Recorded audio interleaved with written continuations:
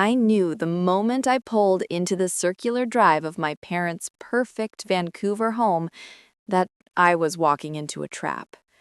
Patty Reed, my mother, doesn't host, she stages an event. I was exactly 10 minutes early, which in Patty speak is just on time to be useful, and her favorite way to ensure she gets a pre-game critique in.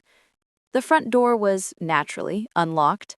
A doorbell ring might interrupt the alignment of the $200 serving spoons.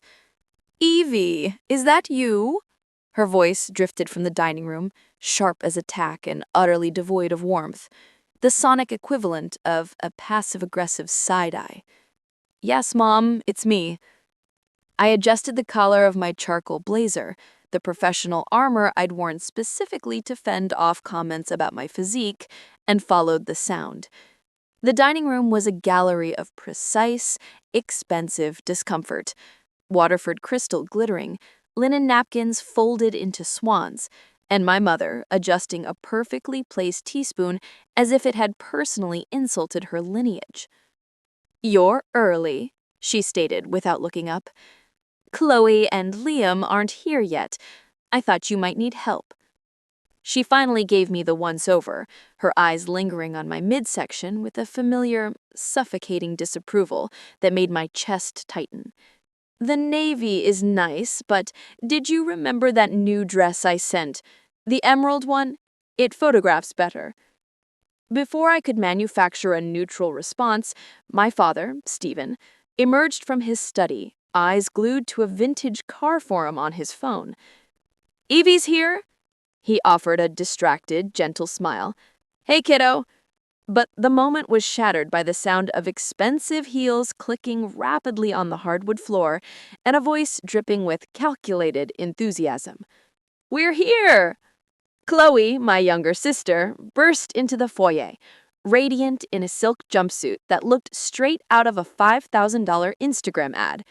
Behind her, Liam Hayes, her handsome, slightly too perfect fiancé, stood tall, his presence adding extra wattage to Chloe's glow. Mom abandoned the cutlery to rush to Chloe, performing a flawless, theatrical embrace. I instinctively retreated a small step, watching the golden child performance unfold. Liam caught my eye and offered a quick, sympathetic grimace, a recognition of the family dynamic that was quickly fading as he integrated into the Reed machine. "Liam, you look so well," Patty gushed, finally turning to him. "Come, everyone, let's sit. The coq au vin is ready." The meal was a predictable monologue, centered entirely around Chloe, her influencer deals, Liam's promotion, their gorgeous new condo in Portland. I answered when directly addressed, smiling mechanically. 3 years of building my own successful AI career in Seattle, irrelevant in this orbit. Then, halfway through the perfect magazine-worthy meal, Chloe set down her fork, the sound calculated to demand attention. "Actually," she announced, beaming, "we have an announcement." She extended her left hand, catching the dining room light with a diamond the size of a small tech campus. "Liam and I are engaged." The dining room erupted. Mom actually clapped her hands together, a sound I hadn't heard since I was 6 and earned a perfect score in a piano recital. Liam explained the proposal, and Mom immediately launched into venue, vendor, and guest list interrogation. I lifted my wine glass. "Congratulations, you two. I'm genuinely happy for you." Chloe accepted my words with a quick nod before turning back to Mom. "June wedding. 6 months. We've already finalized the wedding party." She paused, turning to me, that familiar, tight, performative smile spreading across her face, the same smile that preceded every childhood public humiliation. "Evie, of course, you'll be my maid of honor." A small, stupid, hopeful flutter ignited in my chest. Maybe this time it's different. Really? I'd be honored. But she cut me off, her voice dropping to a conspiratorial, carrying whisper. "You just need to promise me one thing. You need to lose at least 40 pounds. I don't want people saying the maid of honor completely dwarfs the bride in every single photo. The world went silent. My face was searing hot with shame and a primal, volcanic rage. The wine glass froze inches from my lips. All eyes were on me. Patty nodded firmly in approval. 40 pounds, Evie? 6 months is plenty of time to get serious. Think of it as motivation to finally find a respectable husband. I couldn't speak. The familiar knot of humiliation tightened in my throat. My father started to interject a weak, "Now, Patty, I don't think," but a single sharp look from my mother silenced him, and he retreated behind his phone, a human shield. The shame was a familiar companion, but the anger was new, sharper, and utterly terrifying. Chloe wore her triumphant smile, Patty mirrored her approval, and Stephen meticulously studied his phone. I forced my lips into a small, neutral curve, ignoring the hot tears pressing behind my eyes. "I'll consider it," I managed.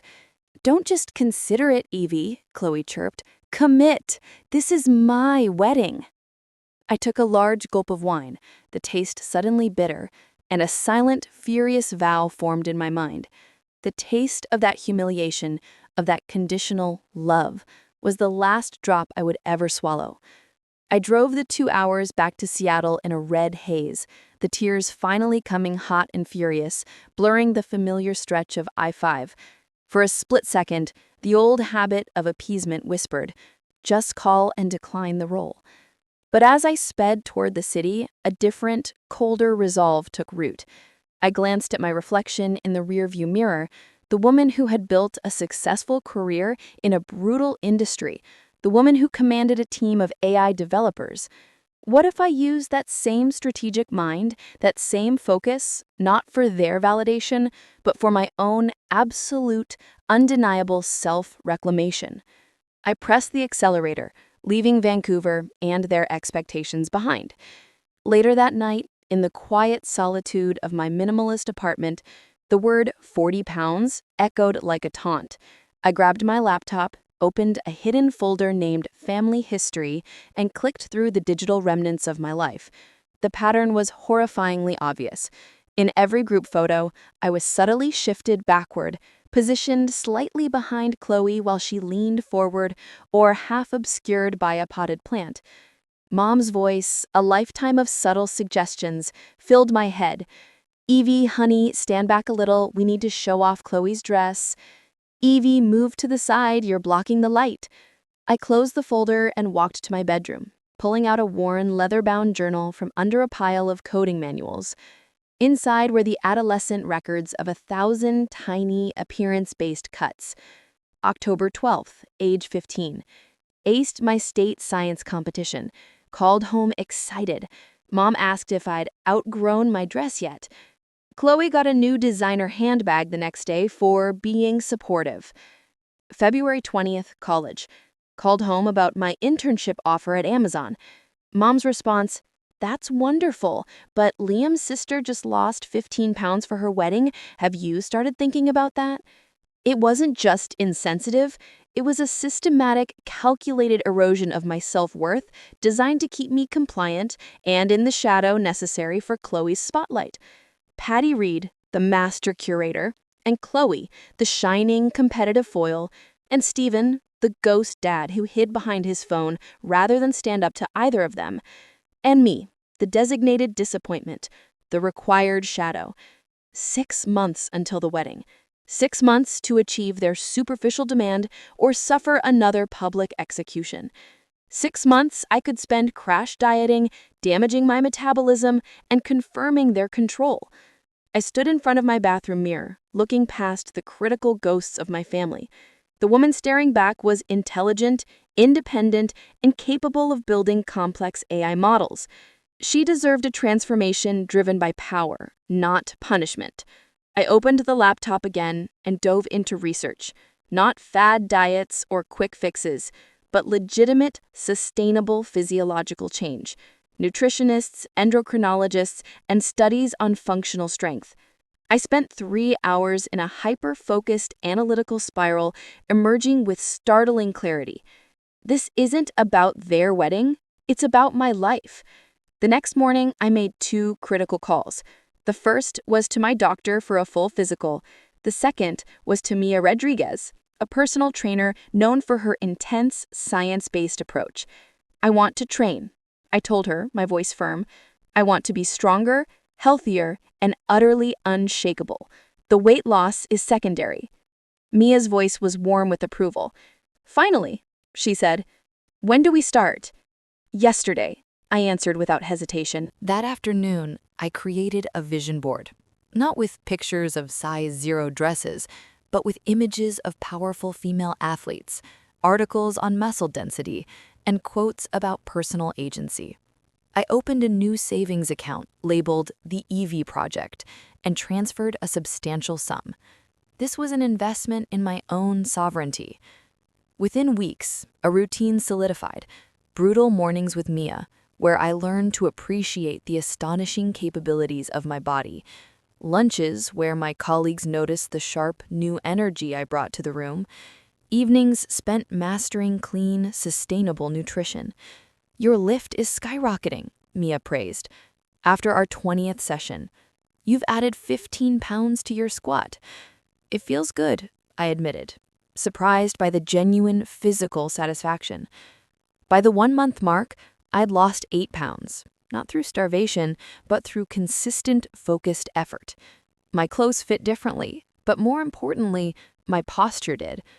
The face in the mirror looked less apologetic, more formidable. That night, my mother called. Evie, have you started your regimen? How much have you lost? Her voice had the familiar, demanding edge. Chloe and I found the most divine bridesmaids' dresses. They run extremely small. You need to hurry. I put a deposit down on a size 6. I looked at my transformation journal, at the goals I'd set entirely for myself. I'm working on it, Mom, I said, my voice steadier than she deserved. Good, she replied, cutting me off.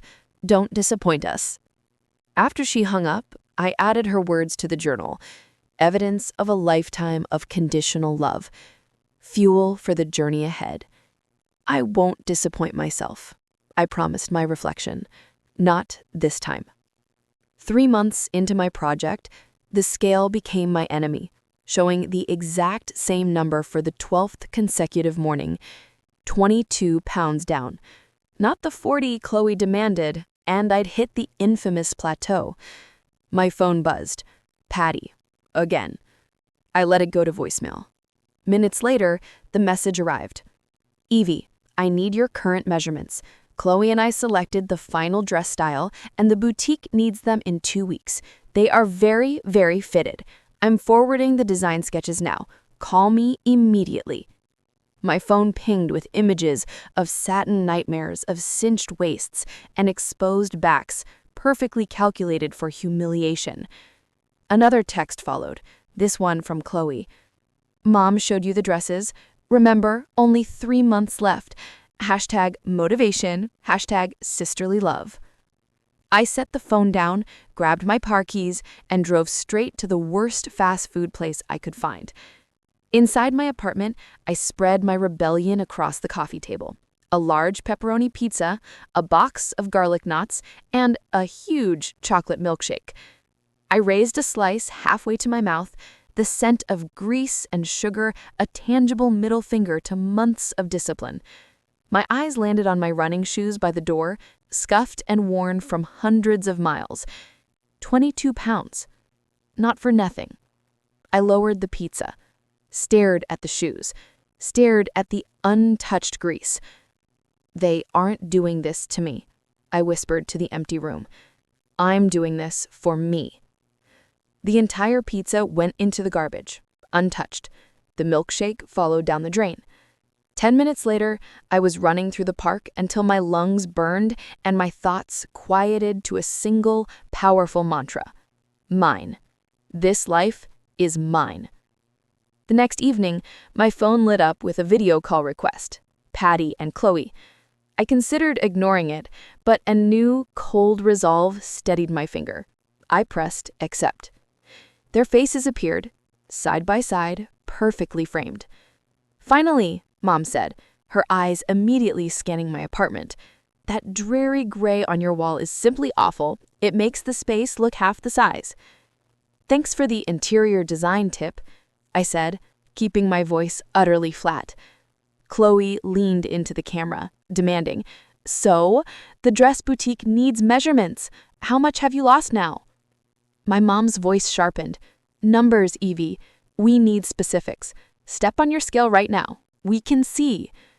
The old Evie would have obeyed, shuffling shamefully to the bathroom. The new Evie just smiled and shook her head. "My transformation is private until the wedding. You'll see my progress when I arrive." Silence. My mother's mouth opened, closed, then opened again, searching for a familiar script that I had just thrown out the window. Chloe's meticulously sculpted eyebrows shot up in shock. "That is absolutely not how this works, Evie," Patty finally hissed. "We need to know. We're paying for a dress that runs small." "You'll see it at the wedding," I repeated, calm, cold, and utterly detached. "Not before." Chloe's face flushed an ugly pink. "It's my wedding, Evie. If you can't meet the requirements, then what?" "Then you'll find another bridesmaid," I finished for her, my voice unwavering. "Someone who fits your aesthetic better. Go ahead." I had never spoken to them this way. Not since high school, not with such composure and lack of apology. "We're just concerned," Patty tried, switching instantly to her caring mother voice. "This is a health issue, Evie." "No, it's a control issue, Mom," I said, a faint smile touching my lips. "And I'm taking back control. I'll see you both at the wedding." I ended the call, giving them no time to recover or react. The next morning at the gym, Mia noticed the difference immediately. "Something's changed," she said, watching my form during a set of heavy deadlifts. "You're lifting with fire today." "I had a revelation," I told her, the words punctuated by effort. This whole thing was never about fitting into a dress. It was about fitting into my own skin and walking away from their toxicity. She nodded, a slow, proud smile spreading across her face. "Took you long enough. Their expectations were weighing you down more than any physical pounds." My social life blossomed as the emotional weight lifted.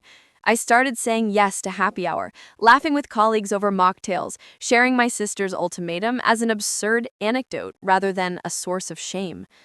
"Families," Tanner from accounting sighed, raising a glass. "Can't live with them, can't exchange them for store credit." 2 weeks later, I stood in my bathroom, electric clippers in hand, watching my long, dark brown hair, the hair Patty insisted was classic and womanly, fall to the tile floor. I transformed the remaining short crop with a vibrant, unapologetic ash blonde dye. The woman in the mirror was bold, sharp, and entirely mine. My new wardrobe followed suit. Dark, fitted jeans that showcased newly muscled legs, blazers that emphasized shoulders sculpted by months of pull-ups, clothes that celebrated strength rather than apologized for size. The scale became merely a data point. When I hit 40 pounds lost, I felt only a mild satisfaction. The true victory arrived 3 weeks later when I deadlifted my own body weight for the first time. "You know you've surpassed their ridiculous demand, right?" Mia asked, her approval genuine. 48 pounds down, but that's not what matters anymore. I shook my head, catching my reflection. What matters is that I'm carrying my weight differently now. The emotional burden is gone. Tears surprised me, silent and sudden. I've been carrying their expectations longer than this weight. That night, I created a digital folder labeled Evidence, the Evie Project. I placed the before photo next to a new one, shoulders back, chin up, eyes straight, the transformation in posture telling the real story. I added screenshots of Chloe's texts, transcripts of Mom's voicemails, and journal entries documenting decades of criticism. It wasn't for vengeance. It was a record of my journey from their vision to my own sovereignty. 4 weeks before the wedding, I received the weekly check-in call. "The final family lunch is in 2 weeks. We need to see if you've made enough progress for the wedding party. Be there." I ran my hand through my ash blonde hair. "I'll be there." "Don't disappoint us." "I won't be disappointing anyone," I said, my voice steady, "especially not myself." 2 weeks later, my black, sharp heels clicked against the concrete of my parents' driveway. a sound that was sharper, more assertive than the Evie they remembered. I paused, taking a final breath before the performance began. 6 months of strategic preparation, psychological armoring, and physical discipline culminating in this 10-minute late arrival. I checked my reflection. Ash blonde hair, fitted navy dress that celebrated the curves that remained and highlighted the definition I'd earned. 48 pounds gone, replaced by unwavering resolve. I rang the doorbell, a tiny rebellion, ensuring the script started on my terms. My father, Stephen, phone in hand, opened the door. His eyes widened, his mouth forming a perfect O of forgotten speech. Evie? Is that you? Who else, Dad? I smiled, stepping past him into the foyer. The dining room fell into stunned silence as I entered. Patty at the head of the table, Chloe beside her, Liam across from my empty seat. Their expressions shifted in sequence: shock, disbelief, and finally, a slow, malignant calculation. Wow, Evie? Liam broke the silence, his appreciation honest, his eyes moving over my transformation. You look incredible. Chloe's smile was a brittle veneer, her eyes narrowed. You look different. She was studying me like a competitor on a balance sheet. Did you get some sort of procedure? I hung my purse on the back of the chair, taking my time, savoring the deliberate slowness of my movements. No, I said, finally meeting her gaze. I just started loving myself. It works wonders. Patty recovered instantly, her face rearranging into familiar, sharp disapproval. Your hair, she said, reaching a hand across the table to touch the ash blonde. You must dye it back to brown. Chloe has always been the blonde daughter in this family. I saw Liam shift uncomfortably at the comment. He glanced between Chloe and me, something new, a flicker of understanding, registering in his eyes. I like it, kiddo.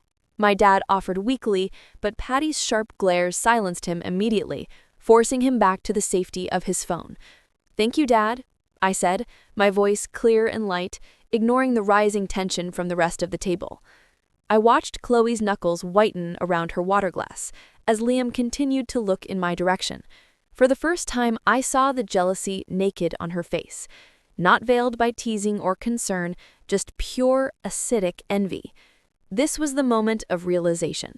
My transformation wasn't a success story to them, it was a direct threat to the established family hierarchy. I took a deliberate sip of water, smiling faintly behind the glass. Every attempt at criticism now felt like a desperate, flailing defense. The dress is far too tight, Patty said, serving the perfect chicken with surgical precision. It emphasizes certain areas. And your hair is going to clash horribly with the coral pink bridesmaid dresses. It will look ridiculous with that shocking blonde. The more they talked, the smaller they seemed. They were circling me, attacking the visible success because they couldn't attack the inner resilience. You're deliberately trying to steal the spotlight, Chloe finally accused, abandoning all subtlety. This is my wedding year. My father cleared his throat weakly. Now pipes. She shows up looking like this 2 weeks before my final fittings? Chloe's voice rose, cracking slightly. Our relatives will be comparing us all night. That is not a coincidence. Patty nodded rapidly. Evie has always been highly competitive with you. Stephen glanced at Patty, then at Chloe, before retreating entirely. That's right. Don't try to outshine the bride. The lunch devolved into familiar territory. Only the target had changed. Instead of criticizing my weight, they criticized my success in losing it. Instead of attacking my appearance, they attacked the confidence of my new one. Liam watched the entire performance with increasing discomfort, his eyes meeting mine occasionally with something that looked like dawning horror. I felt my phone vibrate in my purse. Discreetly, I checked the screen beneath the table. Mia's message glowed. Your worth is not defined by their approval. Right on schedule. I straightened my shoulders, the months of preparation steadying me. Your value exists independent of their ability to see it. You know, Chloe said, her voice dripping with artificial pity, I've always read that dramatic weight loss ages people. You look at least 35 now." Something inside me snapped, not with rage, but with cold, clear finality. I set my wine glass down deliberately, the sharp sound cutting through the dining room chatter. "Mom," I said, calmly, meeting her gaze, "my hair is my choice, just like it's always been your choice to make Chloe the center of everything. I've learned to love myself. Maybe you should try it sometime." Patty's mouth opened, but no sound came out. I turned to my father. "Dad, I'm just living my life. If me getting better outshines someone else, that's their problem, not mine." His eyes darted away, but not before I caught a flicker of something. Recognition, perhaps. Even shame, quickly extinguished.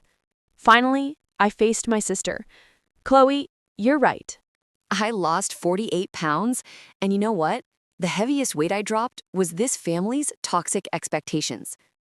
The silence that followed was heavy and final. Patty's face was pale, her fingers frozen around her fork. Stephen looked lost, his eyes moving between his wife and me, as if watching an unwinnable new game. Chloe's mask shattered, revealing raw, furious insecurity. Liam watched her with thoughtful reassessment, as if seeing her clearly for the first time. I picked up my fork and took a bite of chicken, suddenly ravenous. 3 days before the wedding, my phone buzzed for the 15th time that day. Patty's name flashed on the screen. I silenced it, placing it face down. "Evie, please. This is about family unity. Chloe is devastated you're considering not being there." I shook my head. The landline rang. Stephen's tactic. His voicemail arrived moments later. "Hey, kiddo. Look, I know it was intense, but it's Chloe's wedding. Family is family, right? Call your mother. She's worried sick." Family is family. The excuse for 1,000 small emotional abuses. My laptop was open to my email. 3 new messages from distant family members, all variations of, "Think about what you're doing to your sister." I opened Chloe's 3 a.m. text. "If you're coming to my wedding, you will dye your hair back to brown. You know I've always been the blonde twin. Don't try to confuse people or steal attention." The old instincts whispered to apologize, to comply, to keep the peace. 48 pounds gone, yet the crushing weight of their expectations still pressed down. I glanced at the framed photo on my desk. Me at Cathedral Rock in Sedona, Arizona, taken during a business trip last year. Before the weight loss, but already hinting at the freedom I craved. I called Mia. "They've enlisted the entire extended family," I said. "My mother says I'm destroying the family by considering not going." "And what do you think?" Mia's voice was calm. I paused, staring at the reflection of my ash blonde hair. "I think I'm having a moment of weakness, old habits pulling me back." "What would it mean if you went?" she asked. "It would mean signaling that their behavior is acceptable, that I can be controlled by guilt, that my transformation is only valid on their terms. It would mean nothing has really changed," I whispered. "And if you don't go?" I looked at the photo. It would mean everything has. After hanging up, I booked a luxury suite at the Enchantment Resort in Sedona. Nearly $4,000 to not attend my sister's wedding. I pressed confirm. Next, I drafted a final email to Patty, Chloe, and Stephen. "I will not be attending the wedding. This isn't about hair color, weight, or any of the superficial reasons you focused on. It's about respect, both yours for me and mine for myself. I wish Chloe and Liam happiness in their marriage.